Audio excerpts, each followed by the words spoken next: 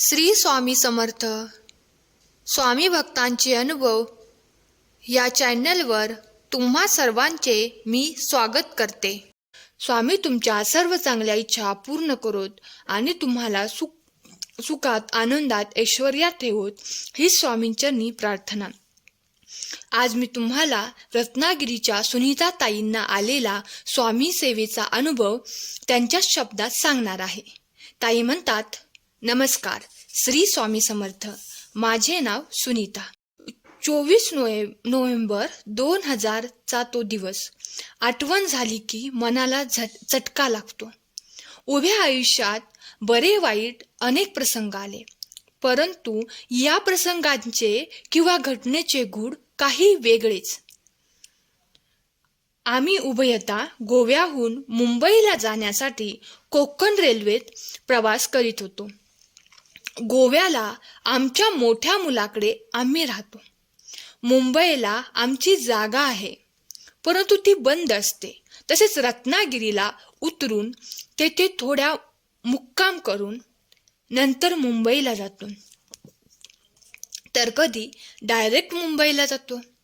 अशा वेळी रत्नागिरी स्टेशनवर आमची मुले आम्हाला भेटायला येतात. 24 नोव्हेंबर 2000च्या दिवशी आमचा असाच कार्यक्रम ठरला होता. 1 डिसेंबर 2000 रोजी माझ्या भाच्याचे लग्न रत्नागिरी येथे होणार होते. त्या लग्नासाठी तसेच दर महिन्याच्या 29 तारखेला माझा श्री स्वामी समर्थांना संध्याकाळचा नैवेद्य असतो. त्या नैवेद्यासाठी मी मुंबईला जाऊन रत्नागिरीला परत येणार होते.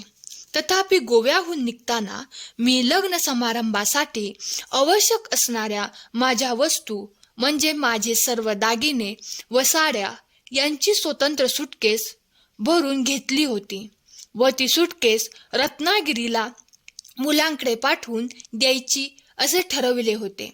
गोव्याला म्हणजे करमळी स्टेशनवर संध्याकाळी 7ची मडगाव मुंबई कोकण कन्या एक्सप्रेस ती रत्नागिरीला रात्री 11 ते 11:30 पर्यंत जाते.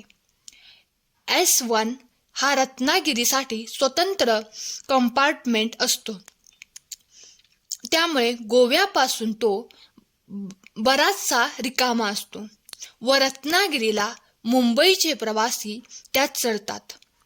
अर्थातच रत्नागिरी स्टेशनवर या कंपार्टमेंटसाठी प्रवाशांची खूपच झुंबड असते. म्हणूनच माझी वर उल्लेख केलेली सुटकेस मुलांच्या हातात देण्यासाठी माझे पती मला म्हणाले, तू पुढे येऊ नको, मी ती मुलांच्या हातात देतो. मी बरं म्हटलं.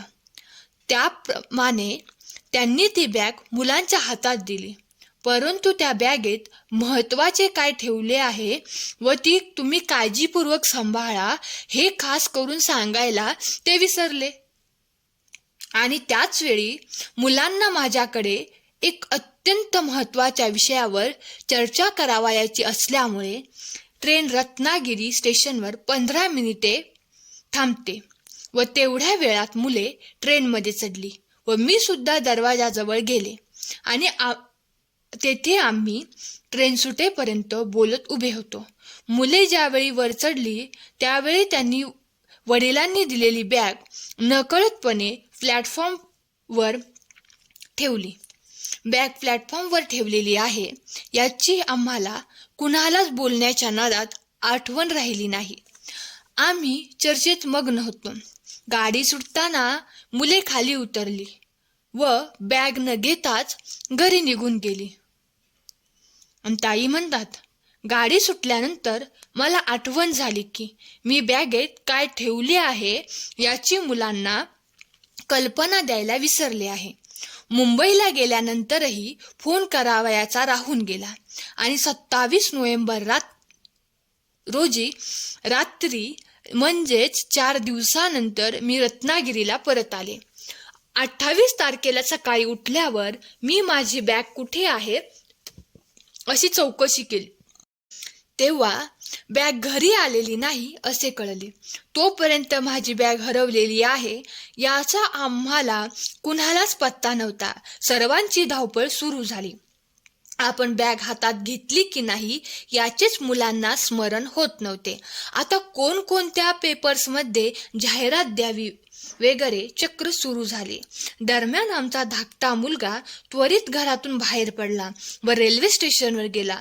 प्रथम त्याने रेल्वेच्या सिक्युरिटी डिपार्टमेंटकडे धाव घेतली आणि घडलेली हकीकत सांगितली. काय आश्चर्य! RPFच्या सर्व मंडळींनी त्यांच्याकडे एक बॅग आलेली आहे, परंतु ओळख पटवून ताबा घ्यावा लागेल असे सांगितले. तात्काळ मुलगा घरी परत आला व मला घट्ट मिठी मारून म्हणाला, आई, तुझी बॅग आहे. आनंद अश्रूंनी सर्वांचे डोळे भरून आले. मी माझ्या परमपूज्य गुरु माऊलींचे व श्री स्वामी समर्थ महाराजांचे शतशः आभार मानले. चौकशी अंती असे कळले की 24 नोव्हेंबरला रात्री 11:30 वाजता प्लॅटफॉर्मवर राहिलेली बॅग रात्रभर प्लॅटफॉर्मवरच होती. सकाळी 6 ते 7 या वेळेत रेल्वेच्या पोलीस कॉन्स्टेबलने ही बॅग त्यांच्या ऑफिसमध्ये आणून दिली होती.